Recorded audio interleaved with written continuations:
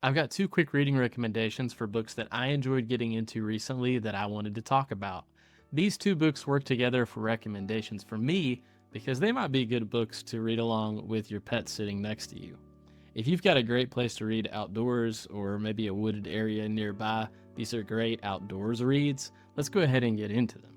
Warriors: The Prophecies Begin graphic novel is a recent release at the time of recording this video, though it is the graphic novel adaptation of the first two novels in the Warriors novel series, which, if you're familiar with, were released all the way back in 2003. Now, these books have kind of been standbys of the school library long enough that people who grew up reading these may now be parents of children that are now wanting to do the same.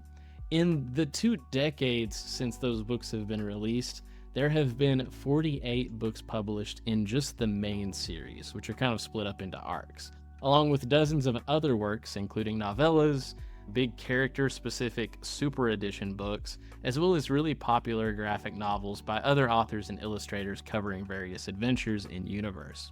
With this much history, it makes sense to do what comics and TV shows do really frequently and create a retelling or a more accessible entry point for new people who think they might be interested in getting into a series. This adaptation by Natalie Riess and Sarah Goetter is a stellar representation of what the graphic novel medium can do. It faithfully brings these two novels to life in a way that, for me, was fresh and kind of constantly fun. As a teacher, I know I'm going to have students read this and be hyped each year for the next one to come out, which I love when anything hypes my students up to pick up something on a yearly basis. I also know that a lot of students won't be able to wait and will decide after reading this graphic novel adaptation that they want to get into the originals. I loved reading the first 6-book series last summer. As I gave it a little bit of time and got into it, I felt like it did a really good job of capturing a lot of the epicness of epic fantasy genre type books. And it did it in a way that's easier to get into for people new to that genre. Readers eventually run into dozens of named characters that are all growing and exploring a continuously evolving world that's different from our own, hence the fantasy genre. And this graphic novel adaptation provides visuals that make it easier to distinguish these characters from each other, which was very helpful for me as somebody who had forgotten some of the stuff over the course of the last year. The illustrators of this book do a fantastic job adapting it and giving us the type of art that allows us to clearly distinguish all these different characters. It has such a signature look to it. You can tell a whole bunch of cats differently from one another instantly with no problems. And I think they do a fantastic job just capturing sort of the quirkiness of these characters and some of the various things with that. I also appreciated this adaptation because it doesn't water down a lot of that complexity that's frequently involved with these type of big fantasy stories.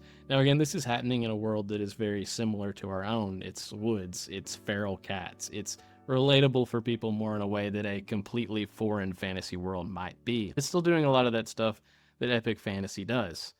This series and this adaptation are frequently pretty dark. These are wild animals, so the main characters are wild animals that are frequently getting into constant fights or hunting prey. Small forest creatures die on page. Main characters die on page. This series deals very much with survival and with the themes of good fighting evil in the same way that some of the best classic fantasy does.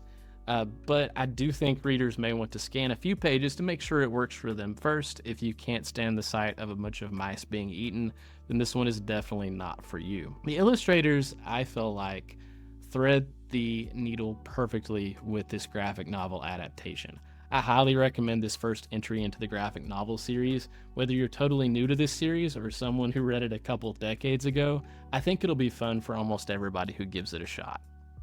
Another one I want to cover a little bit quicker is The Eyes and the Impossible by Dave Eggers.